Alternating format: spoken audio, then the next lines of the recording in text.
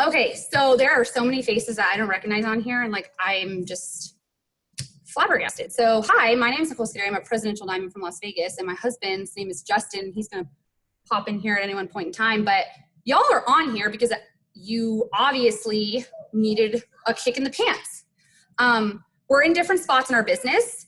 We're all, like I said, in different places. We're in different places physically, like in different parts of the world. And in different places in our business. Like I can see people on here that are everywhere from brand new distributors all the way up to going for ambassadors. So here's the thing. Like I said, today I was talking with another friend, and we were talking about like comparison and what happens when we get into like this spot in our business where we're just like so worried about what's going on like next door. And I think that if you're on my team, you know how I feel about that. I personally have such blinders going on in my business. I don't know what the hell is going on in anybody else's business because I just don't. Like I could probably tape blinders literally like to the side of my face. And I don't know who left this company. I don't know who started this company, like who started in this company. Like, I don't know, because I'm so focused on what's happening right now on my team. And so first and foremost, like, stop getting involved in the drama. Like, stop. We are not in elementary school. This is not high school. Like, this is not Mean Girls. Like, stop caring. Stop, because that's not building your check, okay? If you just started this business, stop caring what your friends outside of this business are saying about you, your friends, your family. Who gives a shit? Who gives a shit? Because those opinions are not paying the bills. And I know that it might sound harsh, and we say this a lot, but like I'm going to just mention something briefly. Like I hear this a lot. People will be like, oh, but you know, my husband isn't supportive, or my, best friend isn't supportive. Nobody wants to do this, or whatever the case may be. Listen, my mother didn't, like my mother, my sisters, nobody that I actually knew purchased or joined this business with me for at least like a year. I made Justin start. I pulled his social off of an old tax return. I didn't even ask him. I just did it. Because I needed a distributor and I wanted to go Ruby like yesterday. So I didn't even ask. And I don't like to, I don't speak ill of my husband, but like when I first joined, was straight up like, I don't think this is gonna work. But I didn't care. I needed what I needed that bad right then and there. And so when there's a will, there's a way. On the flip side of that, if you join this business just to like make, like casually, like you came to make friends, you came for nail money, like, cool. Okay, then this obviously doesn't apply to you. Like you came for like a few $100 extra, like you're not trying to be a part of the Millionaires Club. Like you just want nail money. Clearly, nail money is not on my list of priorities because mine are either always broken, always grown out. They're just not on my priority list. But paid off house, paid off cars, paid off medical bills, like those are things that I care about. Being able to look at my kids and be like, hey, you guys want to go to Disneyland? Hey, you guys want to go, I don't know, like go do whatever. Like those are priorities for me. Maybe your priorities are different. Some people's priorities are paying for, we have a lot of people on our team going to nursing school. I don't know how, like I am in no shape or form like a nurse. I don't know. I can't see blood. I don't know. I can't do blood. Like the sight of needles makes me want to gag. But we have a lot of people that are going to nursing school. And so maybe you need to get out of debt. You need to pay for that. Like another thing that pisses me off and that you need to hear is that stop using your why as your excuse. How many of you do that? Like mom, that's another, like we're going to do that after this. We're going to watch that Mom in Leadership Zoom. We use the mom guilt, or other people use that against us. I don't know how many times people have told me, or they think that you're on. So like when I first started the business, I was on social media a lot because I didn't really know like how to time manage. And I don't know how many of you don't know how to time manage. I mean, you can attest. My time management skills were really bad. And so maybe you're watching this and you're like, but Nicole, I'm on social media, 8, 9, 10 hours a day and I'm not getting any results. Okay, well, the issue's not it works, the issue is you. Like for real, the issue is you. Because I can run my business for 3 hours a day and I work social media. So the problem is not the company, the problem is not the structure, the problem is your time management skills. So you need to scratch it back to the basics and you need to analyze what works for Sophia, what works for Natalie, what works for Scarlett. Because what works for Nicole and Justin for our time management doesn't work for you guys, okay? So you need to sit and you need to analyze, am I using my time wisely? Because that's what you do at your, like if you have a 9 to 5, I don't know how many of you have a 9 to 5, but that's what your boss is telling you to do, like use your time wisely. Like if you have a project, you only have a certain allotted amount of time to do it, like you have to get it done in that period of time. We work the exact same way. I have to speak to so many people in a certain amount of time. It's a project. Like you're overcomplicating this. If you're just sitting there scrolling through Facebook, that's not productive. And then you blame the business for why you're not spending time with your family. But in all reality, you're not working the business, you're scrolling through Facebook or you're scrolling through Instagram. You're not actually working. But then you blame it works. And then people like your spouse or your kids or your family become bitter towards it. And then you want to quit. I don't know how many times that scenario has played out, and I've seen it with teammates, sidelines, and then people are like, I want to leave. I spend all my time on my phone. I never see my kids. I never, or like, I used to do this. I used to do this all the time. Justin would tell me, oh, there's one little one. People would tell me, my husband would tell me all the time, you are always on your social media. I'm not, or you're always on your phone. I would be, I'd be glued to it. But it wasn't the business. It was me. It was me that had the problem. It was me that was struggling. My time management skills were really bad, okay? I thought I was working, but I wasn't. I wasn't messaging people. I wasn't doing anything productive. And then I was using like my why as an excuse. Like, well, I can't carve out 30 minutes of my day because I need to be with my husband, or I need to be with my kids. Well, if I hadn't wasted 4 hours earlier in my day scrolling and doing jack shit, then I could have 30 minutes to focus and do a power hour. Do you see what I'm saying? Like, if you sat down and did focused work and didn't waste time, you would have way more results. 4 hours of wasted time versus 30 minutes of focused time, I guarantee you, I will bet money, you will have way better results, way better. Whether it's Facebook, Instagram, whether you work belly to belly. Like if you throw a party, okay? If you throw a party, which translates to, so my husband is in the union, and I know for a fact, and anybody really who's, if you're in management, you have meetings, is it not way more productive when you have an agenda and you go to a 30-minute meeting than when you just throw something together and you end up having a 4-hour, everybody just talks and chit chats? Nothing gets done.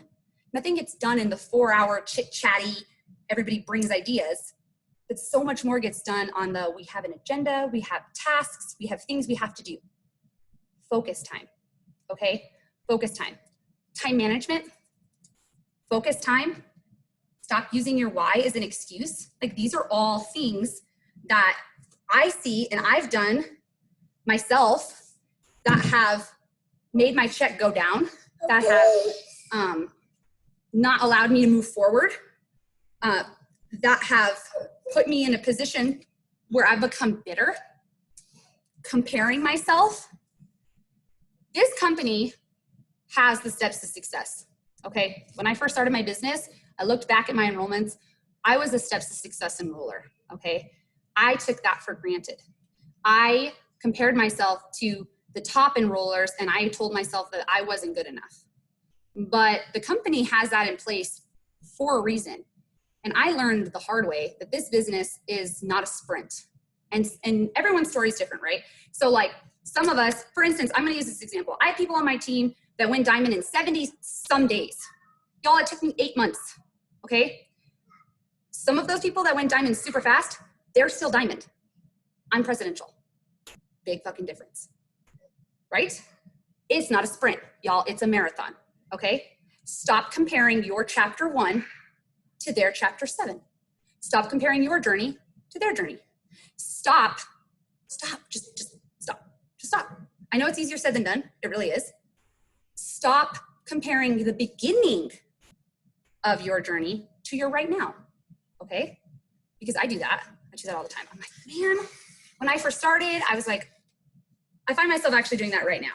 I'm like, man, when we first started our business over again, I'm like, holy crap, I was enrolling 100 people easily every single month. And I just had this conversation with Justin and he had to put me in check and be like, are you comparing yourself to really essentially myself? But I was like feeling sorry for myself. But instead of feeling sorry for myself, like use that to fuel yourself. I just had this conversation with another distributor today. They're going through life. Something's happening in their life with a family member. But the thing is like, how many of you got, okay, I'm gonna go through the chat after this, but like, so because there's so many faces on here, I don't know. Drop in the chat if you have something going on personally in your life. We all do. That should be everybody. Everybody's got life going on. I expect this to go from like 12 comments to like at least 70 because there's 60 of you on here. So I expect this to blow up. If you all have something going on personally in your life, I expect this to just like blow up. If you have like a few seconds, tell Justin and I what it is, okay? So, oh yes, rawr. My son's doing like a dinosaur thing right now. So for those of you who know Justin and I's story, we have a blended family, his, mine, and ours. Some days are great. Everybody gets along. Some days it's a hot wreck. And you're just like, is this gonna work? I don't know. We don't know. But that is a challenge. And there are days when I'm like, I don't want to do this. I don't want to do this It Works thing. It'd be so much easier if I just collected my check. If I just went to work and I just, I don't know, did this, and this. But God put you in this business at this moment. You saw the person who enrolled you, their post, you met them at an expo, you saw them for a reason. Okay, why? I just had this conversation in my team page. Why would you question? Why would you question why God put you in the path of this business? Why? He saw something in you and told you that you needed this. I had no clue that I was gonna get cancer not once, but fucking twice. I had no idea that I was gonna need this business 9 months later when I needed this business. Justin and I had no clue. When I got a normal 9-to-5 job back, we didn't need the business anymore. Had I quit then what would we have done? Like, we would have been screwed. You don't know what the future is going to bring. So if you quit right now because one person said no, or because you missed a bonus or you missed a promotion or whatever the case may be, or I hate this excuse, so I'm going to throw it out there. If you quit because your upline didn't build you, because your sideline moved faster than you, because somebody in your downline passed you, if you quit because of that, what are you going to do if something happens a month from now, 2 months from now, 5 months from now? Okay? You don't know. If you have a crystal ball and you can tell me the future, you need to message me after this because I have lots of questions. There are lots of things I want to know. I need to know if I'm going to get a certain house. There's a certain house I really want. If you have a crystal ball, you need to call me. Most of us, like all of us, we don't know. And that alone, like the unknown of the future, if this is not like this for a long time for us, like I know for sure was not a plan A, but this plan B has surpassed the plan A. And so if you're watching this and you're like, okay, at any one point in time, like maybe you have a really good job. Like my husband has great benefits. Okay, really the reality is at this point in our life, we really don't need the business, but we stay because one, I love it. I'm obsessed. That's why. One, I am obsessed. Two, I love our team. And three, we're just in too deep. We're in too deep. So there's that. But if you're like, There's a million reasons. You can always find a million reasons why. You just need one reason why you need to stay. Hold on to that reason and work 5,000 times harder, okay? The only difference between you and I is that the only reason between you and I is I probably stayed up an extra hour. I'm not gonna lie.